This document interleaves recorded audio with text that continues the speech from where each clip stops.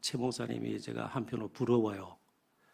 그냥 우리 목사님께서 대표로 기도하시는데도 아멘을 셀 수 없이 많이 하시는 것 같아요. 저는 목회하면서 그렇게 장로님들이나 혹은 또 순수 맡으신 분들께서 기도하는데 아멘 소리를 그렇게 자주 내는 일이 없었습니다. 그래서 아마 설교 시간에도 제가 큰 기대를 해요. 좀 내용이 빈약하더라도 분명히 넘치는 은혜 가운데 아멘 해주셔서 저를 격려해 주시리라 믿고요. 아무튼 뒤에 또 순수 맡으신 목사님들이 여러 분 계시고요. 고명과 축하의 말씀들이 계속 이어질 테니까 제가 오늘 주어진 시간 또 말씀을 나누면서 다시 한번 하나님 앞에 감사하는 시간을 가졌으면 좋겠습니다. 아마 우리 교회가 세워진 지 35년이 됐는가 봅니다. 이번에 몇 번째 이전하신 거예요? 세 번째예요.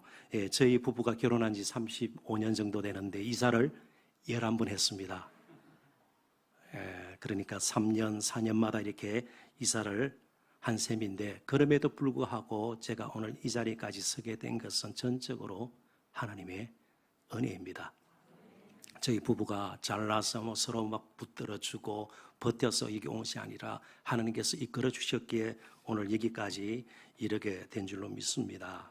우리가 어디를 가든 하나님께서 지금까지 베풀어 주신 은혜부터 먼저 기억하는 것이 참 필요합니다.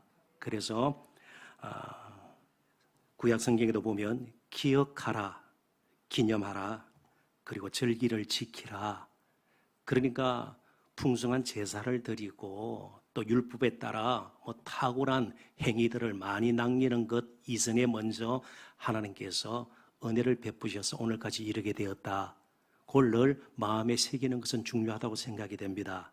어거스틴이라는 초대교부는 우리가 가질 수 있는 은혜 가운데 가장 큰 은혜는 내가 하루하루를 하나님의 은혜로 살고 있다는 것을 확신하는 것이다.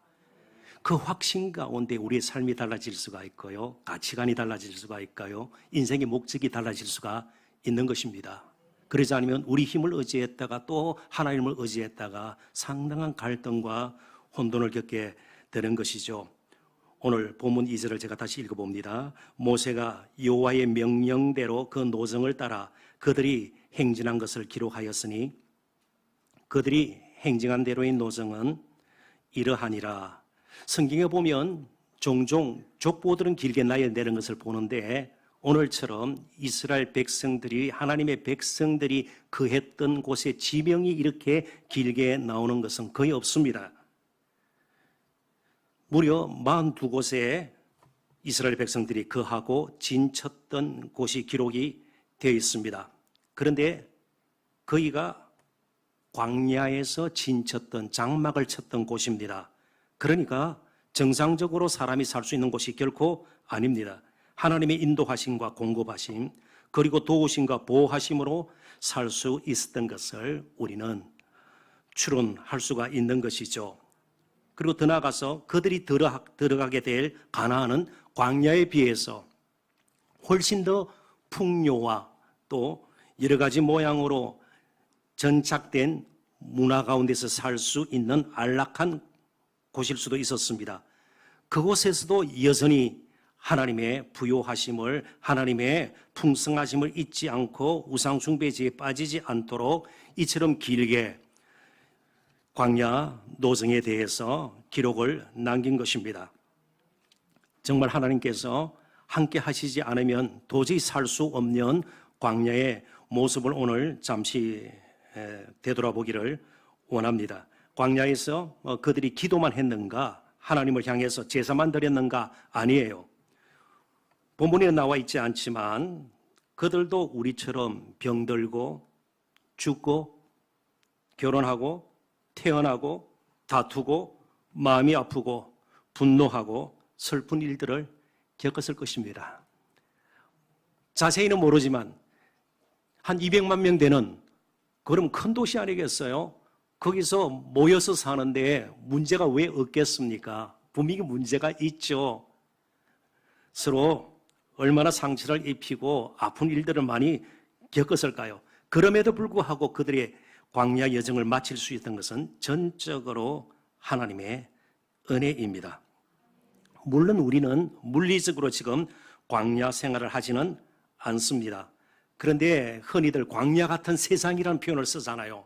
그만큼 세상 사는 것이 쉽지가 않다는 것입니다. 그렇다면 광야 같은 세상에서 산다면 우리는 이스라엘 백성들이 광야에서 가졌던 생활 방식이 무엇인가를 오늘 본문을 통해서 엿볼 수가 있고 거기서부터 우리가 지혜를 얻어서 광야 같은 세상을 정말 믿음으로 살아낼 수가 있는 것이죠. 그래서 저는 광야 이스라엘 백성들이 진쳤던 곳 가운데 42곳 가운데에 세 군데만 좀 살펴보고 말씀을 좀 정리를 할까 합니다. 먼저 7절입니다.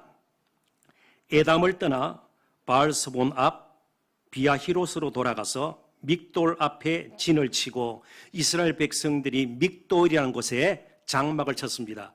그런데 지정학적으로 또 군사적으로 아주 좋지 못한 곳에 진을 치게 되었습니다. 앞은 홍해 바다예요.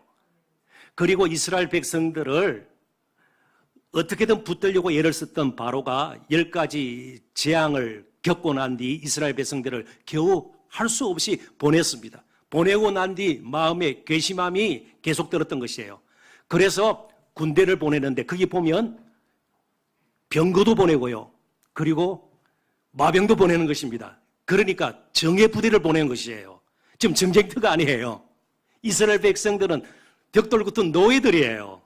군사훈련을 받은 사람들이 아닙니다. 그러니까 몰살시킬, 학살하기 위해서 가는 거예요. 정규군을 보낸 겁니다. 최상의 군대를 보낸 것입니다. 그러니까 이스라엘 백성들은 지금 피할 데가 없어요. 앞은 바다고 뒤에는 애굽의 정규 군대예요. 피할 수가 없어요. 그런데 어떤 일이 일어났습니까? 홍해가 갈라져서 길이 되는 것이에요. 이 길은 오늘 아무리 성능 좋은 내비게이션에서도 나타나지 않는 길이에요. 왜 믹돌로 인도를 하셨을까요? 하나님은 바다 가운데서도 길을 내실 수 있는 분임을 이스라엘 백성들에게 가르쳐 주기 위함이에요. 우리 또한 믹돌 같은 교회적으로 혹은 또 오늘 임직을 받으시는 성도 여러분들의 개인적인 삶의 사업에 자녀 손들의 문제에 믹돌 같은 상황이 될 때에 우리는 할 수 없지만 앞이 보이지 않지만 하나님은 능히 길을 내실 수 있는 분임을 우리는 다시 한번 확인할 수 있어야 합니다. 믹돌의 상황에 처하더라도 그래서 지나치게 두려워할 필요가 없는 것은 우리가 담대하고 용기가 있고요. 바로의 군대를 무리칠 만한 힘이 이스라엘 백성들에게는 있었던 것도 아니잖아요. 우리도 마찬가지예요. 세상에 우리에게 여러 가지 유혹하고 미혹하는 것들이 우리가 겪고 있는 문제들이 우리 힘으로 다 해결할 수 있는 것들도 아니에요. 그렇지만 우리를 여전히 인도하시는 그 하나님, 함께 하시는 하나님, 홍해를 갈라서 길을 만드실 수 있는 하나님이 계시기에 우리가 시험을 당할 때도 우리가 능히 당할 수 있는 시험을 주시지만 그래도 도저히 견디지 못할 때는 피할 길도 주시는 하나님이 우리를 인도하신다는 사실을 늘 기억했으면 좋겠습니다.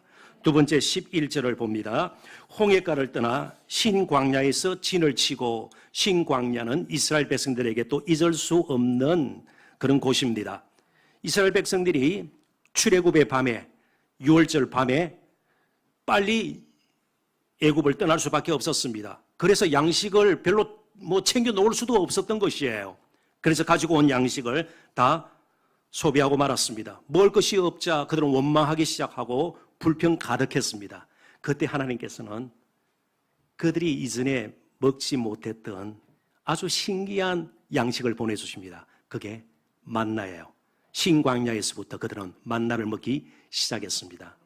만나의 여러 가지 의미에 대해서 논쟁이 있습니다. 그러나 근본적으로는 이것이 무엇이냐? What is this? 이게 뭐냐?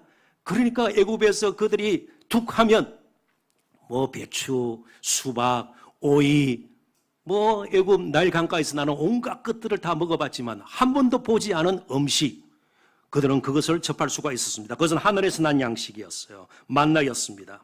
만나를 통해 양식은 땅에서만 나는 것이 아님을 보여주셨습니다. 정말 좋은 것들은 하나님께서 위로부터 나려 주시는 것이죠.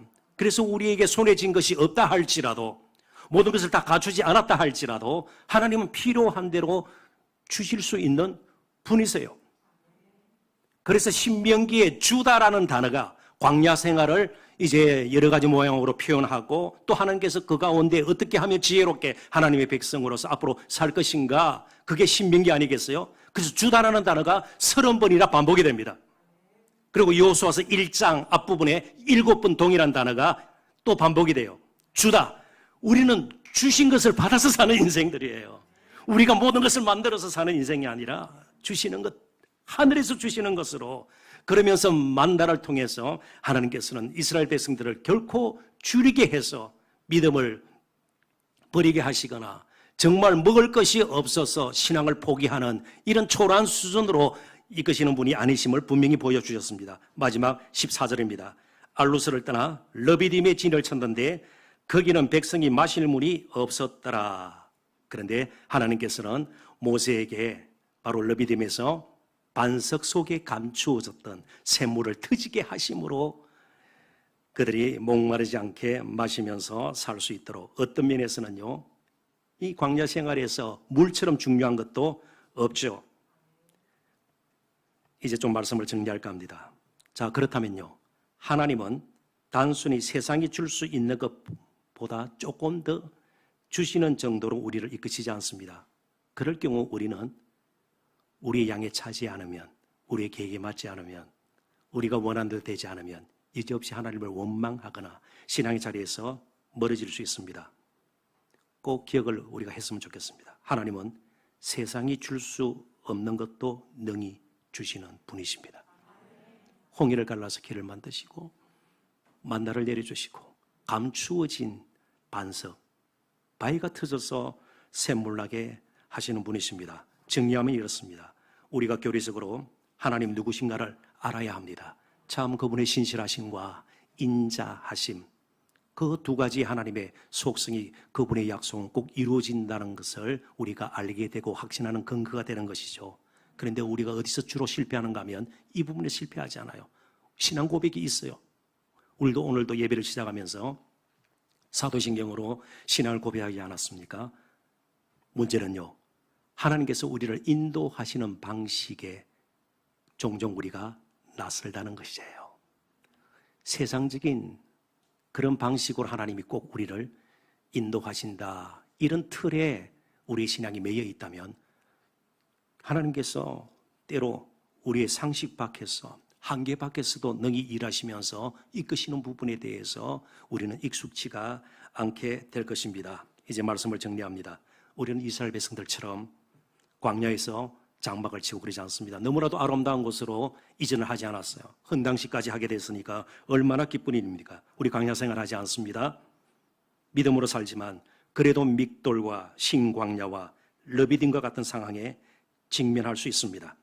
자, 그렇다면 우리가 어디서 홍해길을, 그리고 만나를, 반석 속에서 나는 샘물을 마시는 경험을 하면서 살 수 있을까요? 놀라지 마십시오.